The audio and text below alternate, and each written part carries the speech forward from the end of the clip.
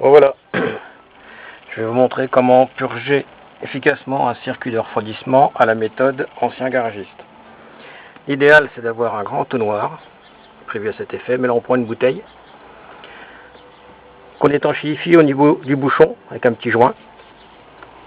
J'ai changé ma pompe à eau, donc tout mon circuit était vide. J'ai débouché mon vase d'expansion. J'ai mis ma bouteille. J'ai mis mon liquide de refroidissement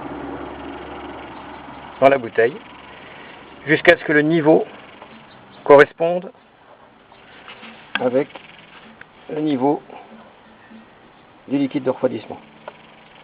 Bien sûr, le chauffage est ouvert à fond de façon à chasser toutes les restantes bulles d'air. Je presse les diorites et là on voit qu'il y a un peu d'air qui remonte.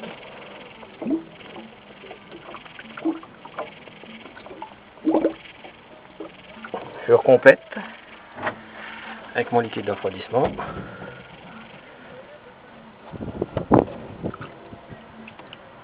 Ça va en mettre de trop.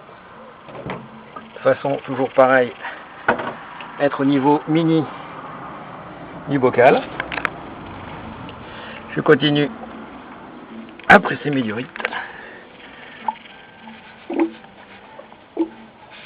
Alors celle du haut, on prend celle du bas.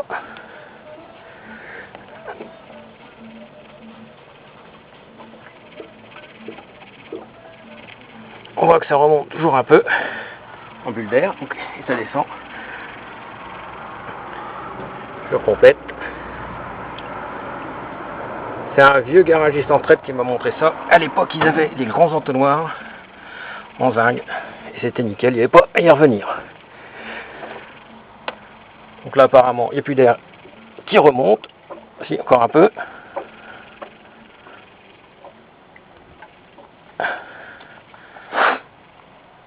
Je remets un peu le liquide. Et donc là, à ce niveau,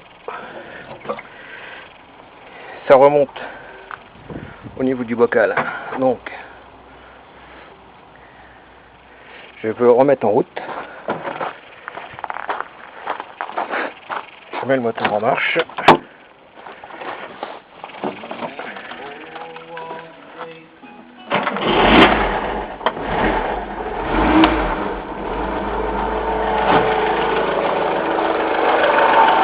Et je laisse tourner.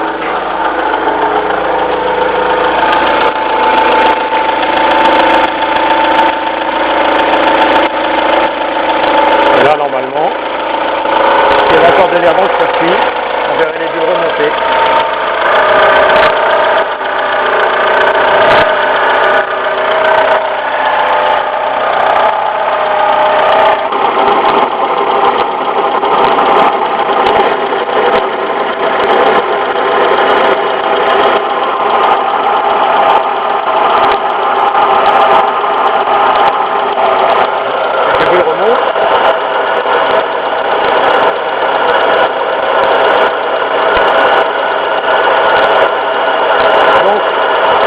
On laisse tourner jusqu'à qu'il n'y ait plus de bulles. On monte en température et on complète de façon à être toujours au niveau du mini. Il ne manque jamais d'eau au niveau de la bouteille.